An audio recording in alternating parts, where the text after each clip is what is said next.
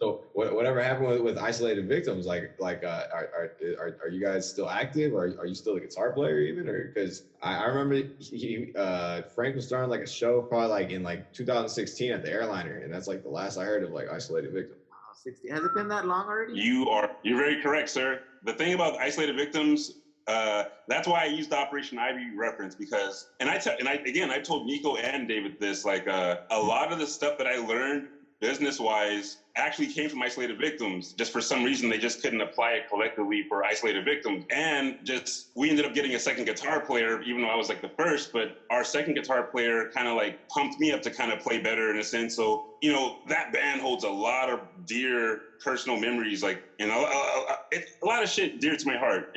But, you know, life goes on, you know, it's all love for all those guys, you know.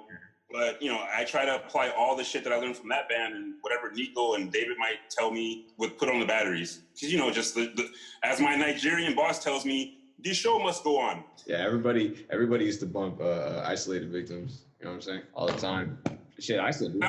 Somewhere on the internet, bro, there's some shit from East LA called Stump TV. It was like East LA's version of LA TV. And somewhere there's footage of us opening up for that band Upground. You guys remember that band Upground? Of course.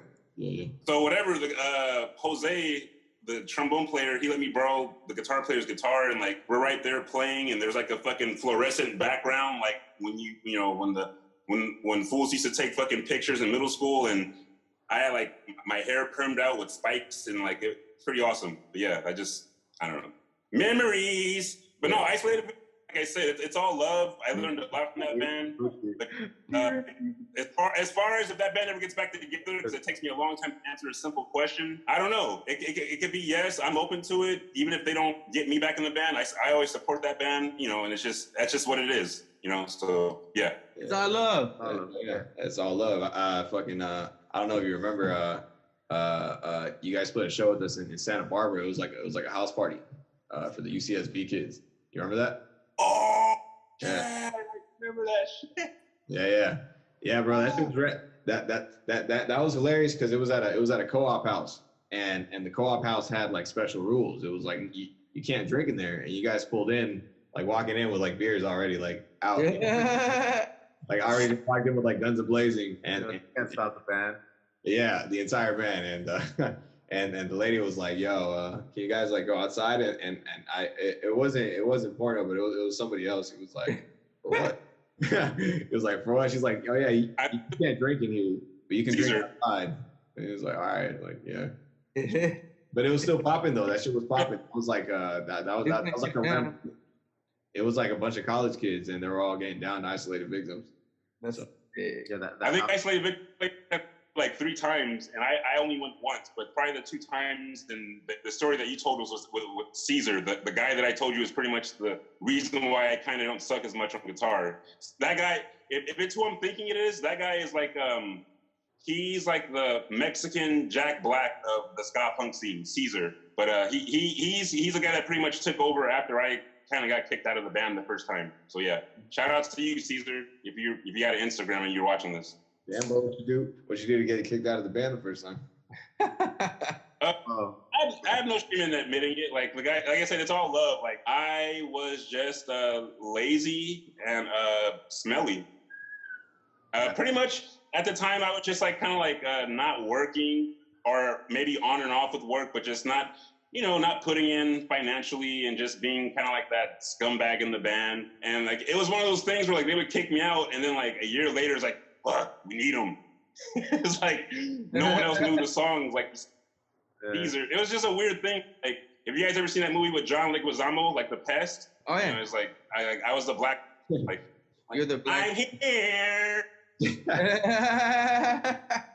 I was gonna ask you, did you work on the recordings that you guys did at the drummer at the Bad Religion drummers house, or was that somebody else? That was Caesar. The recordings that I'm on are the original EPs, like with the Beetlejuice theme song in the beginning. Yeah. I don't know if any of you guys are talking about, but there's an EP. Yeah. So I'm on those, and then part of some recordings I think, with the guitar player from Voodoo Glow Skulls, Eddie.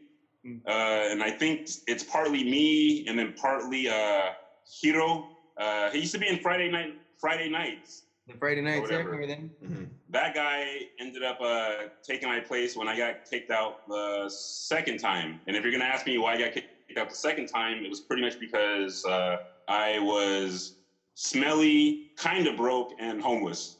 Hey, So, but yeah. not easy this time. But not lazy this time. Step up. But not lazy this time. But that's it. It's not a tearjerker fest. It's just, if anything, remember, kids, even if you're in a punk rock band, you gotta have some money saved up, and there's nothing wrong with having some business savvy. Being smart and making money doesn't make you less punk rock, kiddies. So yeah, that's the lesson here. So you guys don't think, oh, poor porno. Like, yeah, it was. So yeah, I just don't have any problem telling the behind the scenes cheeseman, because it's just, again, I'm applying a lot of this. I applied to put on the batteries, and it's like, I know Nico ain't gonna put up with a lot of that bullshit that I did 8 years ago. So straight up. Exactly. David, I was gonna ask you, man. So you were the bass player, or did you do more, or was it just the bass lines that you laid down on the? Or put it on the batteries? Yeah. Well, I pretty much just put down the bass lines for Porno. He asked me to come through. He needed someone to put down bass. Nick, it's in the studio here with Nico, so it was fucking quick. Nico's just like, here are the songs. He was able to show them to me. All right, let's do them. As for being his bassist, I'm always down to play with him. I just haven't had the chance ever to do a show with him. We've practiced a few times, but Phone has, because of COVID-19. So it's not really your fault, buddy. My guy here always hitting me up like, let's do new songs. I got these new ideas, and I was like, man, I'm at work. You don't got a mask. I don't know, man. Man, yeah. Remember that movie with Zombo? It's you know what it is? It's just a bad timing thing. Like I was gonna say, like the release of the EP was. I think I haven't had internet where he's at for a second. He'll come back. But yeah, man, I laid down all the bass for Porno, and I'm available to do anything else he really wants me to. I learned to play with the pick for him. Oh yeah, that's right. Yeah. So you don't play with the pick? I usually don't play with the pick on the bass, but to get that sound he wants, I'll lay him down with the pick.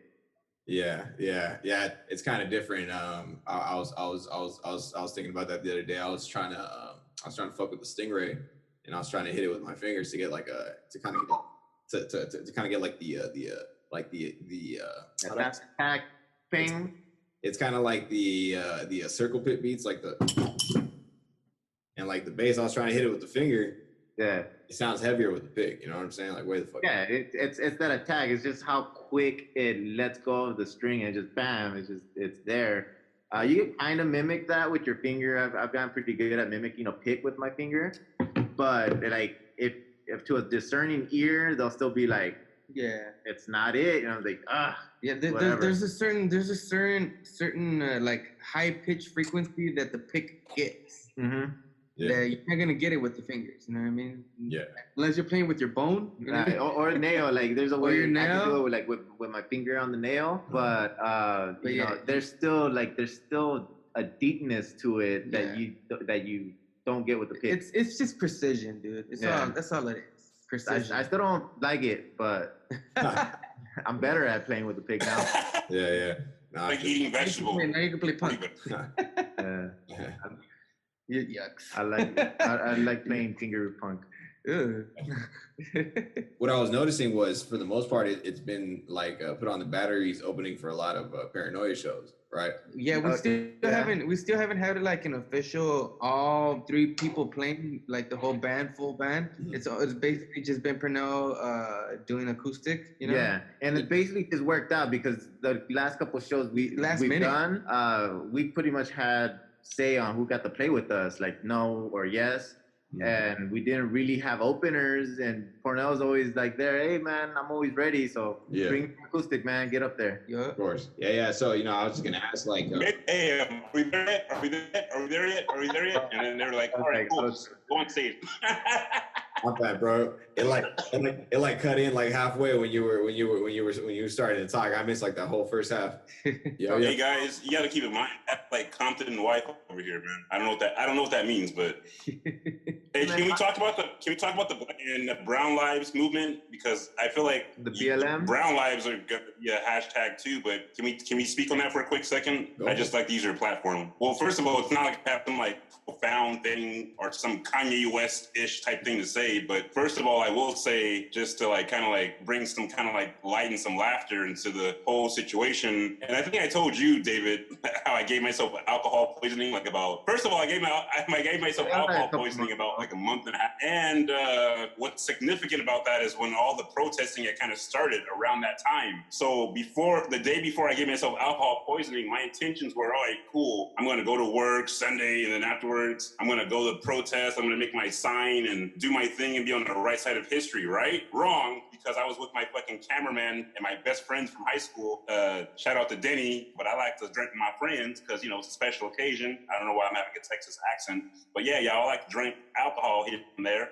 But I'm a lightweight. I smoke more weed than anything. I'm like the fucking Manny Pacquiao of marijuana. But when it comes to fucking beer, I'm like Shaquille O'Neal, the free throw line. You know what I'm saying? So, nigga, we're drinking IPA. You know, IPAs are like 9%. Like, I don't know if you drink. I saw you with your wine, so I know you drink a little bit. I saw you with my nigga with the pimping with the wine. Yeah, I don't really drink beer. So, you know, but beer, to be honest. That's what's up. But nigga, I had some natty lights.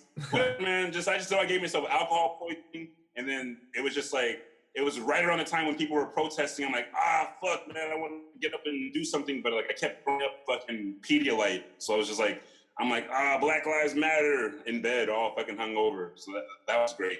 It was pretty much why you have prolific moments. I'm pretty much throwing up in my toilet. So if my grandkids ever ask, like, Granddaddy, where were you at during the Black Lives Matter? I was like, I was fucking throwing the fuck up, trying to like get this Hank monkey off my back. It was crazy. So, you know, but it is what it is. But, you know, like, no, but we need this shit, man. I'd rather a racist motherfucker show his true colors and be fake and hide behind that shit. You know what I'm saying? So, like, this shit is the Band-Aid that we need to rip off off the scab as far as America, you know, like, so it's, I don't agree with the fucking looting towards Black and brown businesses, but you know, like you can't expect it. Rodney King, Emmett Till, which happened like in the 1960s. The original Black Wall Street, which if you guys look that up, that was like some of the first successful Black businessmen in Wall Street that got murdered and pretty much like fucking I guess blackmailed, if you will, because they were like making money. These were Black people making money. But yeah, like there's always been like an assassination of like brown and Black people, especially the ones that like have powerful voices and like that speak up against the grain. And you know, like it's just iPhone user. See, the iPhone is a symbol of the white man putting the Black man down with a bad signal. Nah, it's just what I think. Just like you have two pit bulls and you have two pit bull owners, okay? And you have one pit bull owner that's a good dog owner and he trains the dog to be nice and friendly, doesn't bite unless he has to. And you have a fucked up pit bull owner that beats the dog, abuses it, fucking, it's all fucking like on edge and it'll fucking just end up attacking anyone. And pretty much, I feel like America is the bad dog owner as far as towards minorities. So like when they say like, oh, well, look how they act and look how they're fucking resistant and like this and that. It's like, well, motherfucker, look, you guys have dehumanized us for over like 200 years because the only thing they abolished was slavery. And that's only been abolished for 100 years. I know, but that's not that long. There's also mental slavery, and that's kind of what's going on, you know? That as well. It is. The trauma, mental slavery, certain things that we still fall into. And you're right. Unfortunately, you're right. There's a lot of mental slavery that like, we fall into. There's a lot of things there's a lot of accountability that Black people and brown people have to take too. Like there's a lot of shit that we got to look in the mirror. We got to, you know, like that Michael Jackson came out with that song, Man in the Mirror. We got to do that shit. Like a lot of shit, we can't just blame the white man, you know, like, and it's a lot of it is like the gangs, like a lot of the OGs that have retired and like, maybe they turned a new leaf in as far as like the gang. They need to like step up and like maybe check the younger fools and be like, hey man, like let's not do this. Let's just fucking like come together on some Robin Hood type shit and like, you know, but it's all on us, man. Like all on us, you know, like black and brown. Yep. So I was gonna ask you,